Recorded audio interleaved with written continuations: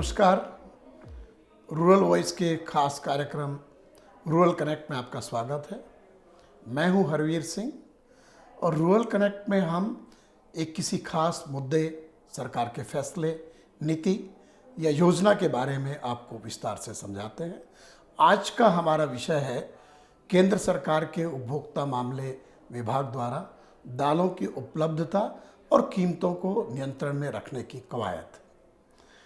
असल में इस साल महंगाई वैसे तो नियंत्रण में है और आज ही जो थोक महंगाई के आंकड़े आए हैं उसमें थोक महंगाई दर 29 महीने के निचले स्तर पर चली गई है। इसमें बहुत बड़ी भूमिका खाद्य उत्पादों की कीमतों में गिरावट आना है। अगर हम दालों की बात करें, क्योंकि हम दालों के मामले में घरेलू उत्पादन के जरिए पूरी तरह से आत्मनिर्भर नहीं हैं, हमें आयात करना पड़ता है। इसलिए अंतर्राष्ट्रीय बाजार, निर्यातक देशों में उत्पादन और हमारे देश में खपत, इनके बीच एक बड़ा रिश्ता है जिसके जरिए दाम तय होते हैं। सरकार के जो अधिकारी हैं उनकी कोशिश है कि दालों की ज़्यादा से ज़्यादा सरकारी खरीद हो, सरकार के पास स्टॉक हो और कीमतों को नियंत्रित किया जा सके। इसी प्रक्रिया के तहत उपभोक्ता मामले विभाग के अधिकारी देश के अलग अलग हिस्सों में जाकर के मीटिंग्स कर रहे हैं, मंडियों में जा रहे हैं, वेयर हाउस देख रहे हैं और जो निर्यातक देश हैं भारत को दालों के, वहाँ पर भी उनकी फसल के ऊपर निगाह रख रहे हैं।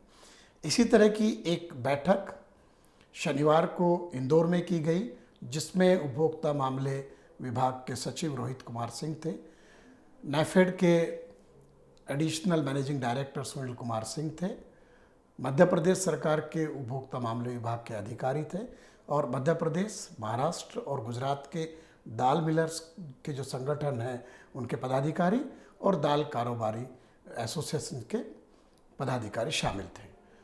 इसी प्रक्रिया में जहां सरकार ने कहा है कि जो आयातक हैं, स्टॉकिस्ट हैं, मिलर्स हैं, उन सबको दालों के स्टॉक की जानकारी उपभोक्ता मामले मंत्रालय द्वारा शुरू की गई एक खास वेबसाइट पर, एक पोर्टल पर देनी होगी।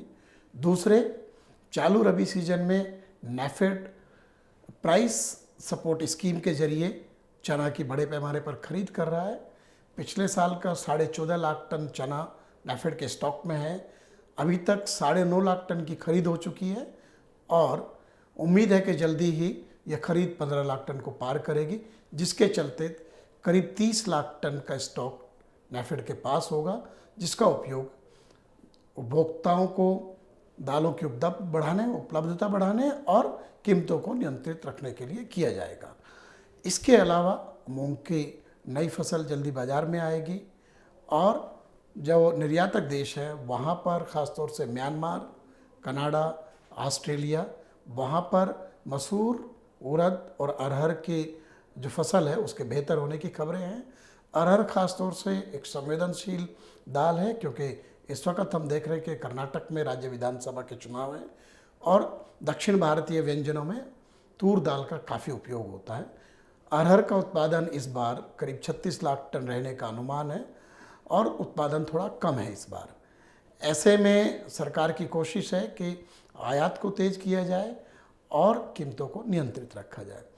इसके साथ ही एक बात और है, उसमें ये एक धारणा बन रही है कि जो दालों का आयात है उसके लिए सरकारी एजेंसी को ही अधिकृत किया जाए और जो अंतर्राष्ट्रीय बाजार में दाल कारोबारी हैं और हमारे देश के भी दूसरे जो आयातक हैं वो भारत की इस दिक्कत का नाजायज़ फ़ायदा ना उठा पाएँ, क्योंकि तमाम कोशिशों के बावजूद अभी भी दालों के मामले में भारत पूरी तरीके से आत्मनिर्भर नहीं है। हमें दालों का आयात करना पड़ता है। ये बात अलग है कि देश में पिछले कुछ वर्षों में दालों के न्यूनतम समर्थन मूल्य में जो बढ़ोतरी की गई, बोनस दिया गया और उनका बफर स्टॉक बनाने के लिए सरकारी खरीद की गई, उसका एक बेहतर नतीजा ये निकला कि हम लोग 170-80 लाख टन का जो उत्पादन पर अटक जाते थे, वहाँ से हम लोग 220-230 लाख टन के उत्पादन तक पहुँच गए। ये एक बहुत ही इंटरेस्टिंग फैक्टर है। जैसे कि सरकार प्राइस सपोर्ट स्कीम के जरिए दालों की खरीद करते हैं, लेकिन अभी भी बहुत सारी मंडियों में नैफेड की खरीदारी के बावजूद चना जो रबी के सबसे बड़ी दाल फसल है, उसके दाम न्यूनतम समर्थन मूल्य से नीचे चल रहे हैं। अब ऐसे में हमें देखना होगा कि उपभोक्ताओं को उनकी पहुंच में दाल के दाम बनाए रखने की सरकार की जो कोशिश है, क्या उसका पूरा फ़ायदा किसानों को भी मिलेगा?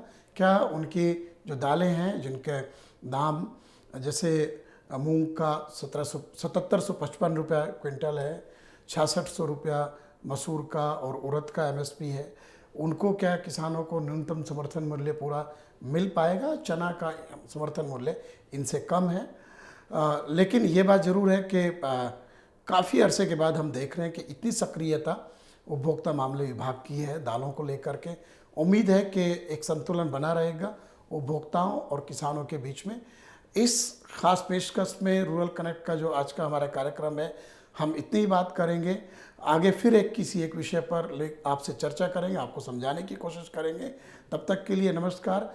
आप रूरल वॉइस से जुड़ने की एक कोशिश कर सकते हैं। इसके लिए आप हमारे social media handle Facebook, YouTube, Twitter पर जुड़ सकते हैं, जिसे रूरल वॉइस इन हमारा ट्विटर हैंडल है, फेसबुक हैंडल भी यही है और लिंक्डइन भी हमारा हैंडल यही है।